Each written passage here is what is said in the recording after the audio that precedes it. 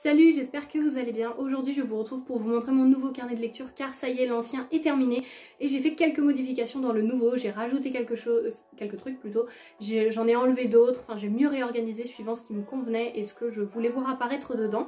Donc je vais vous montrer ça. Alors je vous montre rapidement mon ancien carnet de lecture que je vous ai déjà montré et le nouveau, donc je sais pas si on va voir, si on voit. Et il y a une petite feuille dessus. Je vous prends juste comme ça pour l'intro et pour la conclusion, mais le reste sera fait face comme ça sur une table. J'espère que cette vidéo vous plaira et je vous laisse avec la suite de la vidéo. Alors voici mon ancien carnet que vous avez déjà vu et comme vous pouvez le voir il est vraiment rempli jusqu'au bout mais je ne voulais pas, enfin il reste juste une page mais je ne voulais pas recommencer un nouveau carnet en plein milieu d'un mois donc j'ai laissé cette page libre et je vais vous remontrer rapidement l'organisation pour après que vous puissiez voir avec le nouveau carnet, donc tout simplement une première page un peu de présentation. Ensuite, il y a mes services presse à lire et après mon tableau bilan sur les 100 livres que je lis dans l'année, donc j'ai laissé un blanc puisque je vais continuer sur l'autre carnet. Ici, il y a mes coups de cœur 2021 et la liste s'est encore un petit peu allongée depuis et il y a également mes sagas en cours, donc j'ai enlevé celle de manga sur l'autre carnet parce que sinon ça faisait beaucoup trop. Ici, on a ma pile à lire et mes défis livresques. Ensuite, on a mon budget livre, il y a beaucoup trop de livres ici, c'est pas possible. Et ensuite on a tout simplement mes avis lecture, donc je vous montre un petit peu rapidement comment je le présentais, donc tout simplement un cadre avec le mois, mes lectures, je notais tout, ensuite le nombre de livres lus, de mangas, BD, romans et le nombre de pages lues en tout. Et ensuite voici un avis, comment je les présentais tous, donc avec toute la description à gauche et mon avis à droite. Et voici mon nouveau carnet que je vous ai montré dans l'introduction, donc le focus ne va pas se faire tout de suite mais vous allez voir juste après, la tranche est argentée et je trouve ça super joli et on a même une petite pochette à la fin quand j'écris des avis assez longs et que j'ai besoin de rajouter un petit peu plus de place sur la feuille. Alors j'ai commencé très simplement par une grande lectrice carnet de lecture et j'ai repris le même thème pour la page de garde juste en mettant suite pour rappeler vraiment que c'est toujours la même année mais c'est seulement un autre carnet parce que j'avais plus de place. Ensuite on a toujours mon tableau bilan que je continue à remplir. Après on a ma page de service presse que je coche au fur et à mesure que je lis les livres. Et à droite on a mes coups de cœur 2021. Ensuite on a plus une page de statistiques et je me suis inspirée d'une vidéo dont je vous mettrai le lien dans la barre de description.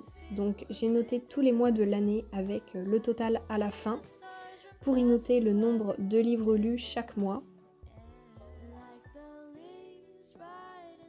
Ensuite, le nombre de pages lues, le nombre de romans, et vous pouvez voir qu'on reste quand même beaucoup sur D6 et ce n'est même pas fait exprès. Et ensuite, le nombre de mangas et de BD que je lis dans le mois. Et comme ça, à la fin, je pourrais faire un total de chaque mois et un total dans l'année pour voir tout ça.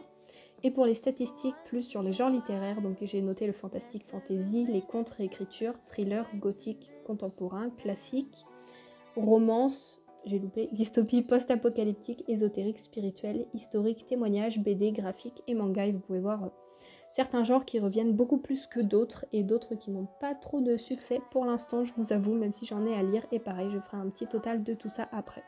Donc voilà pour cette petite page statistique que je n'avais pas avant mais que je trouve très utile. Ensuite on a une page sur mes sagas, donc tout simplement je note le nom de la saga, je fais un petit rond devant.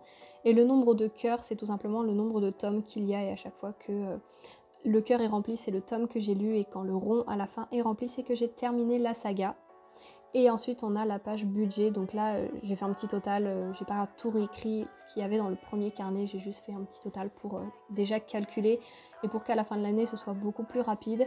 Donc j'ai noté quand je mets le prix à la fin de chaque livre, c'est quand je les paye, sinon c'est quand on me les offre ou que je les ai, qu'on me les envoie ou autre, que je ne les paye pas. Et ensuite les nouveaux qui viennent d'arriver et là je peux vous dire qu'il n'y avait encore pas tout de noté, il y en a encore d'autres qui sont arrivés entre temps puisque je filme mes vidéos en avance, donc forcément, il n'y a pas tout qui est à jour. Ensuite, c'est une page, on va dire, statistique des abonnés, donc mes abonnés sur Instagram, où je note la date, je fais un petit carré, et puis après le nombre d'abonnés que j'ai à telle date. Et pareil pour YouTube, donc là j'ai fait un petit rectangle pour rappeler un petit peu le logo. Ensuite, on a tout simplement une page mes avis lecture, pour montrer ce qu'il va y avoir après, c'est un petit peu ce qui va se retrouver le plus. Et donc là j'ai fait un petit cadre toujours avec les lectures écrites Et ensuite une page complète où il y a tout dessus. Je n'ai pas fait comme le dernier carnet où j'ai mis 2 pages pour un livre. Où vous pouvez voir vraiment que je prenais auteur, éditeur, genre, nombre de pages, la date où je l'ai commencé, fini, la durée et la note. Et de l'autre côté mon avis. Là j'ai tout centré sur une seule page parce que sinon le carnet se terminait beaucoup trop vite. Donc vous pouvez voir, je mets l'auteur, l'éditeur, le genre, le nombre de pages, la date à laquelle je l'ai terminé. Parce que je trouve qu'il n'y a pas vraiment d'importance en fait de savoir... ou quand est-ce que je l'ai commencé et combien de temps il a duré. Et ensuite, ma note sur 5 que je donne au livre. Et après, je note tout simplement mon avis. Et c'est bien pratique puisque le nouveau carnet a beaucoup plus de lignes sur une seule page que l'ancien. Donc finalement, je trouve que c'est bien. Puis au pire, je rajoute une page que je colle en dessous si jamais je manque un petit peu de place. Et je me suis pas trop appliquée pour écrire les premiers. Il faudrait que je m'applique un petit peu plus.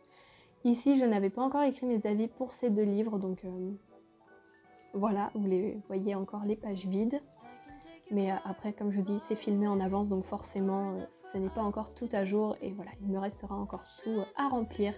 Donc voilà pour mon nouveau carnet de lecture. Et puis, je vous montre également l'ancien carnet qui est maintenant bien rempli en même pas une année. Voilà, cette vidéo est maintenant terminée, j'espère qu'elle vous aura plu, que ça vous aura intéressé, que vous aurez pu voir quelques changements. Peut-être que ça vous aura apporté quelques idées, peut-être que ça vous donne envie, je sais pas, de faire un carnet de lecture ou de le modifier ou autre, parce que je sais que moi quand je regarde des vidéos sur des carnets de lecture, ça me donne toujours envie de rajouter plein de choses dedans.